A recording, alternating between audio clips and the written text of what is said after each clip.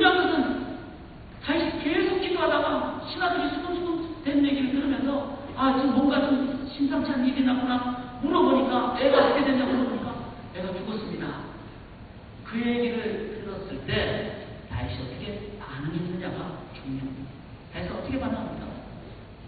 통곡하거나 불평하거나 이러지 않고 다윗은 이제는 눈물을 닦고 하나님 앞에 정결한 옷으로 갈아입고 정상의 삶으로 돌아옵니다.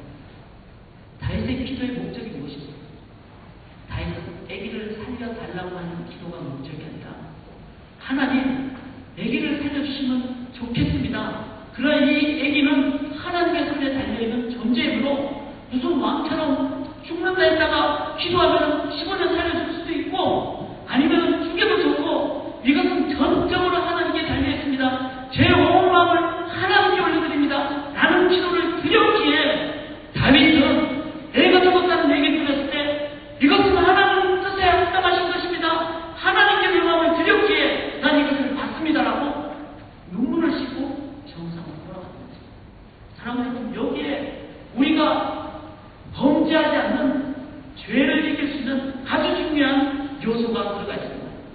만약에 다윗이 아들을 살려달라는 데 초점을 맞췄더라면, 그런데도 불구하고 아들이 죽었다면 죽었죠.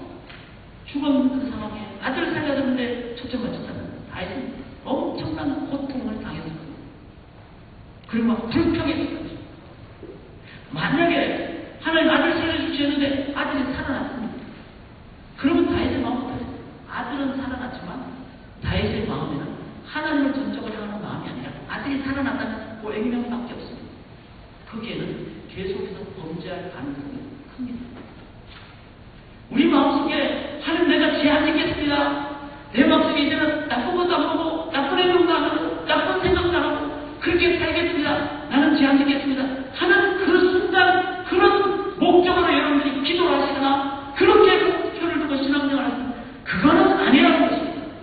신앙생활은 내가 잘못 안 하겠습니다. 나쁜 짓 안 하겠습니다가 아니라 하나님, I want to give my heart to you and I want to be filled with you only. 하나님으로만 내가 온전히 채움받기 원합니다. 내 삶의 전념력은 하나님이 전부입니다. 하나님, 내 마음을 드립니다. 채워 주시옵소서. 하나님 뜻입니다. 하나님 뜻대로 하시옵소서. 그렇게 기도했을 때 애가 죽어도 하나님께 내 마음을 드렸기에 다윗은 그렇게 고백하는 거죠. 내가 저에게로 가려니 하나님 살려주시면 여기를 소망합니다. 내가 살아도 하나님이 간 것 때문에 내가 하나님 이용하는 것이 아니라 하나님 사는 것에 관계없습니다. 내가 하나님을 계속 경배하겠습니다. 그것이 진정한 범죄를 이길 수 있는 길입니다.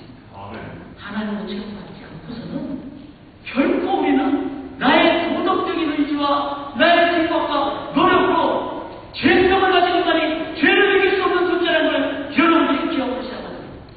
그래서 다윗의 기도가 합당했습니다. 하나님께 온 마음을 받았습니다. 사랑하는 여러분, 진정한 해결책은 내가 마음을 굳게 먹는 데에 있는 것이 아니라 진정한 해결책은 하나님 안에 있고 하나님을 내가 체험받는 데 있습니다. 아멘. 그런 표현이 있죠. 부러워하면 지는 것이다. 부러워하면 지는 것이다. 성경에 보면 부러워할 만한 사람이 있었죠. 요나단이죠. 자기가 왕이 될 수 있는데 자기 친구인 다윗이 왕이 됐어요. 얼마나 부러웠어요. 그런데 요나단은 그 부러워하면 그 상황 속에서 하나님 앞에 뒀습니다. 너와 나 사이에 하나님이 계십니다. 그랬을 때 하나님, 즉 하나님으로 체험받을 때 부러움 대신에 함께 영광을 올려드리는 요나단이 될 수가 있습니다. 바울과 바나바가 항상 먼저였죠. 근데 어느 순간부터 바울이 훨씬 더 사역을 액티브하게 했습니다. 바나바의 입장이라면 부러워하지 않겠어요? 그런데 바나바는 성경에 보니까 성령과 믿음이 충만한 사람. 바울이 나보다 훨씬 더 세상적으로 열심히 사역을 하는 그런 말미암아 다윗처럼 망반이요 나는 천천히고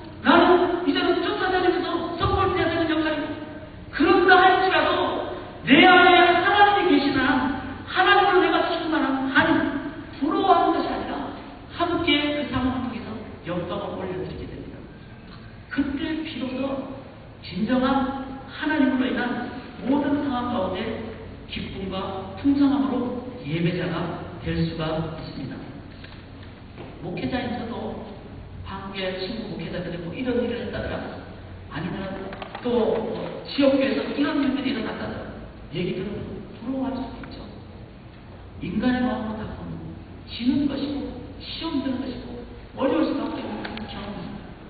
그러나 그 순간 제가 하나님 앞에서 이 상황을 볼 때 하나님께서 그 마음에 놀라운 평강과 함께 섬기는, 또 분복대로 섬기는 그 귀한 마음을 주실 때 엄청난 풍성함과 평강을 얻게 됩니다. 그래서 제 한 이메일의 계좌의 패스워드 여러분 아시죠? 뭘로 시작합니까? 제 이메일 패스워드. 이 패스워드라는 게 뚫고 나가는 건 아니에요. 열고 나가는 건 아니에요. 그게 있어야지 열고 나가는 거죠. 제 패스워드 가르쳐 드릴게요. 여러분도 패스워드 쓰십시오. 코람데오. 하나님 앞에서 아티는데 모든 상황 가운데 이게 막혔어요. 근데 하나님 앞에서 보면은 이거는 부러워하지도 않게 되고 함께 오글거리고 교만하지도 않게 되고 겸손하게 되고. 물론 코람데오 뒤에 붙는 게 좀 있어요. 여러분은 아시면 안 되는 거고. 여러분들 그렇게 한번 붙여보세요. 그래서 저는 항상 이메일이나 어떤 계좌를 열 때 코람데오 할 때 열리는 길은 하나님 앞에서밖에 없습니다. 그렇게 묵상하면서 나아가게 됩니다. 다윗은 하나님께로 돌아보기에 이 가장 어려운 상황을 온전히 이기고 나아갈 수가 있게 됐습니다. 여기까지가 우리가 오늘 본문을 보면서 볼 수 있는 하나의 묵상이고 우리의 적용입니다. 하나는 죄에 대해서 깨어있어야 된다는 거죠. 그러니까 저녁 무렵에 어슬렁어슬렁 그러다가 우리 인터넷에 갑자기 눈앞에 뭐가 있다, 어쩌란 말이냐 이러지 마시고 그거는 여러분들이 딱 그 순간에 불이 켜지면서 딴 데로 가시면 돼요. 그런 불이 켜지는 그 자체가 참 중요합니다. 그래서 깨어있는 자세 뿐만 아니라 내가 이렇게가 아니라 하나님으로 체험받는 것을 항상 갖는 것이 중요합니다. 그런데 이 본문을 보면서 다윗은 그렇게 했지만 우리가 이 본문을 보면서 가질 수 있는 또 다른 중요한 적용점이 하나 있습니다. 그건 뭡니까? 그거는 하나님 원래 만들어 놓으신 하나님의 원리대로 우리가 살아가는 것이 중요하다는 겁니다. 우리는 항상 프로그램 설빙에 많이 하죠. 그래서 우리의 그 힘의 80%를 막 문제를 고치는 데 씁니다. 그러니까 항상 비효율적이죠. 다윗도 그랬죠. 프로그램 설빙. 애까지 생각하면서 프로그램 설빙. 그러나 하나님의 백성들이 이 상황을 보면서 프리벤티브 어프로치로 나가야 됩니다. 이겁니다. 하나님이 원래 만들어 놓으신 그 원리대로 우리의 삶을 미리 세워나가는 것이죠. 우리야 전쟁 중이었습니다. 만약에 전쟁을 너무 심하게 할 수 있겠죠. 뭐 적군이 쳐들어오는데 그러나 군사들은 돌려야 돼요. 그리고 땅 차지하려고 너무 욕심있게 나가는 건 문제입니다.